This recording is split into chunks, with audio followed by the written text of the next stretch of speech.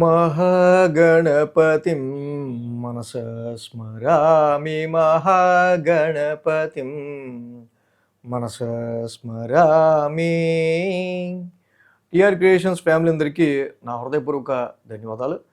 అలాగే ఈ వారం 28వ తారీఖు జూన్ నుంచి జూలై మాసం స్టార్ట్ అయిపోతుంది. 4వ తారీఖు వరకు కూడా వారం రోజులకి ద్వాదశ రాశుల వారికి సంబంధించి రాశి ఫలాలు ఏ విధంగా ఉండబోతున్నాయి ఏంటనేది చూద్దాం. ఇక్కడ రవి బుధులు ఇద్దరు కూడా గత వారం మారడం మనం గమనించాం. కుజుడు బుధుడు, కుజుడు వృషభ రాశిలోకి, బుధుడు కర్కాటకంలోకి మారారు. సో ఇక గ్రహాల యొక్క గోచారం మనం చూస్తే కుజుడు వృషభ రాశిలో, అలాగే మిథున రాశిలో రవి, బుధ, గురు, శుక్రులు ఇక్కడ కర్కాటక రాశిలో, సింహరాశిలో కేతువు, కుంభంలో రాహువు, మీనంలో శని, ఈ విధంగా గ్రహాల సంచారం ఉంది. చంద్రుని యొక్క గమనం ఈ వారం మనం చూసినట్టయితే కనుక వృశ్చిక, ధనస్సు, మకర, కుంభాల మీదుగా ఇక్కడ చంద్రుని యొక్క సంచారం కూడా ఉంది. ఈ విధమైన చంద్రుని యొక్క సంచారం అలాగే రాశుల యొక్క గోచారం ఆధారంగా ద్వాదశ రాశుల వారికి ఫలితాలు ఏ విధంగా ఉండబోతున్నాయనేది చూద్దాం. మేషరాశి వారికి తృతీయంలో రవి, అర్ధాష్టమంలో బుధుడు, అర్ధాష్టమంలో శుక్రుడు, లాభంలో రాహు, 4 గ్రహాల యొక్క అనుకూలత మేషరాశి వారికి ఇక్కడ యోగిస్తూ ఉంది. ఈ రాశికి మేము చూస్తే కనుక పరాక్రమ స్థానంలో రవి యొక్క సంచారం అద్భుతంగా యోగిస్తుందనే చెప్పాలి.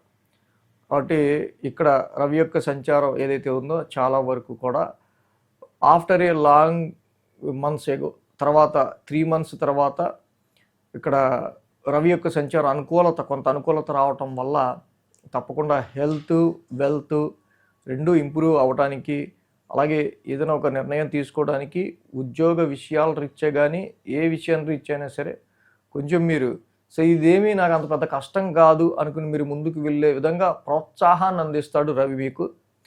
బుధ, శుక్రుల యొక్క యుతి మీకు చతుర్థ స్థానంలో కనిపిస్తుంది. అద్భుతంగా ఇన్నర్ పీస్, మానసిక ప్రశాంతతకి సంబంధించిన ఈ స్థానంలో బుధుడు, శుక్రుడు న్యాచురల్ ట్రాన్సిట్లో యోగించటం వల్ల, అక్కడే ఉచ్చ స్థితిలో గురువు గారు కూడా ఉండటం వల్ల డొమెస్టికల్గా ప్రాపర్టీస్కి సంబంధించి, వెహికల్కి సంబంధించి సమ్ ప్లానింగ్స్, కొత్త అంటే ఇంటికి రెనోవేషను, ఇంట్లో ఏదైనా కొందామనో, వాహనాలకి సంబంధించో ఇలా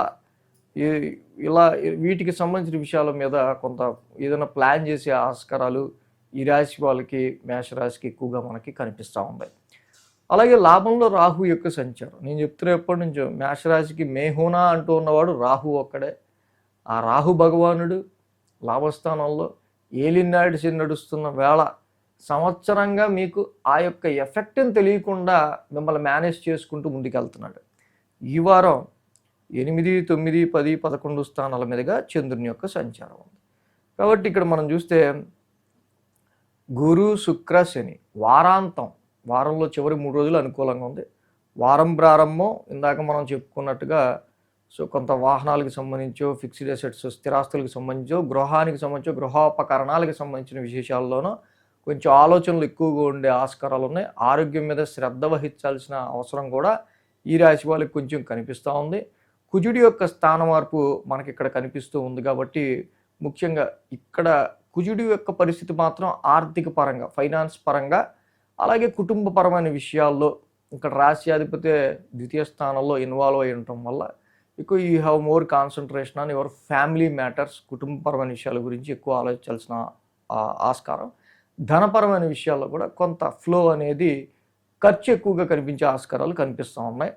సో వారం ప్రారంభం సోమ, మంగళ, బుధవారాల్లో చూస్తే ఇక్కడ భాగ్యస్థానంలో చంద్రుని యొక్క సంచారం, అదే రాశ్యాధిపతి గురుడు అద్భుతంగా ఉచ్చ స్థితిలో చతుర్థ స్థానంలో ఉన్నారు. సో కాబట్టి ఈ రాశి వాళ్ళకి తప్పకుండా హైయర్ ఎడ్యుకేషన్కి సంబంధించి ఏదన్నా అబ్రాడ్లో చదవటానికో, హైయర్ ఎడ్యుకేషన్కి సంబంధించి కావచ్చు, అలాగే చాలా వరకు లక్ అండ్ ఫార్చ్యూన్, ముఖ్యంగా ఇంటికి సంబంధించి మీరు ఆలోచించి తీసుకునే నిర్ణయాల పట్ల కొంచెం పాజిటివ్ రిజల్ట్స్ని అందించడానికి గురుని యొక్క గోచారం అర్ధాష్టమంలో చతుర్థ స్థానంలో ఇక్కడ యోగిస్తూ ఉంది. సో అదేవిధంగా మనం చూస్తే కనుక గురు, శుక్రవారాల్లో దశమ స్థానంలో చంద్రుని యొక్క సంచారం. ఇది ఒక పక్కన సమ్ ఎమోషనేటివ్ సిచ్యువేషన్స్ అనేవి ఇక్కడ ఇంటికి సంబంధించి నడుస్తూ ఉంటాయి. ఇంకో పక్కన ప్రొఫెషన్ పరంగా వచ్చే మార్పులు, చేర్పులు మీకు అర్థం కాని పొజిషన్‌లో ఉండటం వల్ల ఎటువంటి నిర్ణయం అనేది తీసుకోవాలనేది కొంత కన్‌ఫ్యూజ్డ్‌గా ఉండే ఆస్కారాలు ముఖ్యంగా కనిపిస్తూ ఉన్నాయి. సో, వారాంతానికి చూస్తే లాభస్థానంలో చంద్రుని యొక్క సంచారం. సో, కాబట్టి వ్యాపారంలో ఏ చిన్న లాభం వచ్చినా మీరు దాన్ని చాలా ఆ రూపాయిని పాపాయిలాగా చూసుకుంటూ ముందుకు వెళ్తే చాలా బాగుండే ఆస్కారాలు ఉన్నాయి. So, your expenditures will increase. So, కాబట్టి అందుకని ఫైనాన్షియల్ ప్లానింగ్ అనేది చాలా బాగుండాలి. ఈ రాశికి మెయిన్ మనం చూస్తే కుజుడు ద్వితీయ స్థాన సంచారం అనుకూలత తక్కువగా ఉంది.